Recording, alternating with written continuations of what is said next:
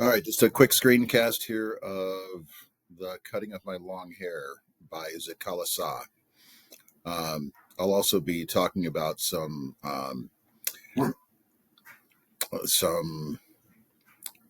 notations and so forth. So here we go. The first day in the land of apples was a bitter cold one, for the snow still covered the ground and the trees were bare. A large bell rang for breakfast, its loud metallic voice crashing through the belfry overhead and into our sensitive ears. The annoying clatter of shoes on bare floors gave us no peace. The constant clash of harsh noises with an undercurrent of many voices murmuring an unknown tongue made a bedlam within which I was securely tied. And though my spirit tore itself in struggling for its lost freedom, all was useless. So you notice in this paragraph here, she's really preoccupied with sounds and noises. A large bell rang for breakfast, loud metallic voice, crashing through the belfry, shoes on bare floors, many voices murmuring in an unknown tongue. It's all about the noise that's really bothering her. Paragraph 2. A pale-faced woman with white hair came up after us. We were placed in a line of girls who were marching into the dining room. These were Indian girls in stiff shoes and closely clinging dresses. The small girls wore sleeved aprons and short hair. As I walked noiselessly in my soft moccasins, I felt like sinking to the floor, for my blanket had been stripped from my shoulders. I looked hard at the Indian girls, who seemed not to care that they were even more immodestly dressed than I in their tight-fitting clothes. While we marched in, the boys entered at the opposite door. I watched for the 3 young braves who came in our party. I spied them in the rear ranks, looking as uncomfortable as I felt. And you can see here in this paragraph, she's kind of preoccupied with the way that the girls are dressed. She's bothered because her blanket has been stripped from her shoulders, leaving her shoulders bare. And then the other girls are very immodestly dressed, in her opinion. A small bell was tapped, and each of the pupils drew a chair from under the table. Supposing this act meant that they were to be seated, I pulled out mine and at once slipped into it from one side. But when I turned my head, I saw that I was the only one seated, and all the rest at our table remained standing. Just as I began to rise, looking shyly around to see how chairs were to be used, a second bell was sounded. All were seated at last, and I had to crawl back into my chair again. I heard a man's voice at one end of the hall, and I looked around to see him. But all the others hung their heads over their plates. As I glanced at the long chain of tables, I caught the eyes of a pale-faced woman upon me. Immediately, I dropped my eyes, wondering why I was so keenly watched by this strange woman. The man ceased his mutterings, and then a third bell was tapped. Everyone picked up his knife and fork and began eating. I began crying instead, for by this time I was afraid to venture anything more.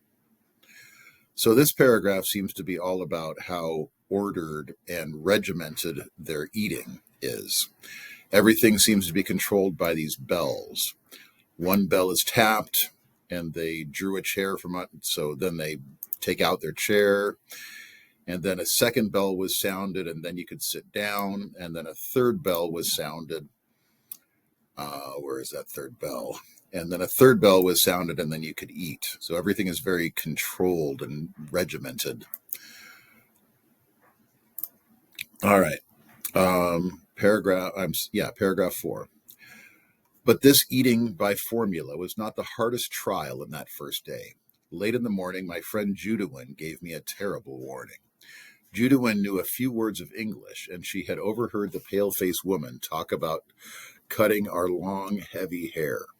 Our mothers had taught us that only unskilled warriors who were captured had their hair cut by the enemy. Among our people, short hair was worn by cowards. So you can see here that they really value their long hair. It shows that they are strong and valued, and only cowards or captured warriors had short hair. So the taking of their hair is a very, very important, insulting thing. Paragraph 5. We discussed our fate some moments, and when Judawin said, "We have to submit because they are strong," I rebelled. "No, I will not submit. I will struggle first," I answered. I watched my chance, and when no one noticed, I disappeared. I crept up the stairs as quietly as I could in my squeaking shoes. My moccasins had been exchanged for shoes. Along the hall I passed, without knowing where I was going. Turning aside to an open door, I found a large room with 3 white beds in it. The windows were covered with dark green curtains, which made the room very dim. Thankful that no one was there, I directed my steps toward the corner farthest from the door. On my hands and knees, I crawled under the bed and cuddled myself in the dark corner. So here you can see that she's escaped and is hiding to keep from having her hair cut. Paragraph 8. From my hiding place, I peered out, shuddering with fear whenever I heard footsteps nearby. Though in the hall, loud voices were calling my name, and I knew that even Judawin was searching for me. I did not open my mouth to answer. Then the steps were quickened, and the voices became excited. The sounds came nearer and nearer. Women and girls entered the room. I held my breath and watched them open closet doors and peep behind large trunks.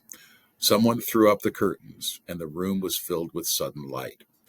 What caused them to stoop and look under the bed, I do not know.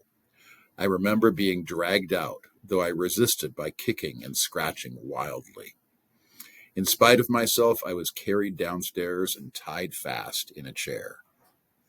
So as you can see here in the last line, she was eventually caught and tied to a chair. I cried aloud, shaking my head all the while until I felt the cold blades of the scissors against my neck and heard them gnaw off one of my thick braids. Then I lost my spirit. Since the day I was taken from my mother, I had suffered extreme indignities. People had stared at me. I had been tossed about in the air like a wooden puppet, and now my long hair was cut like a coward's. In my anguish, I moaned for my mother, but no one came to comfort me. Not a soul reasoned quietly with me, as my own mother used to do, for now I was only one of many little animals driven by a herder. So a couple of parts to pay attention to here. This seems here to be an important part where she hears them gnaw off one of her thick braids. Pay special attention to this word here. Why did she choose the word gnaw? What kind of connotation does that have? Secondly, this part here. For now, I was only one of many little animals driven by a herder. So what does she mean by that?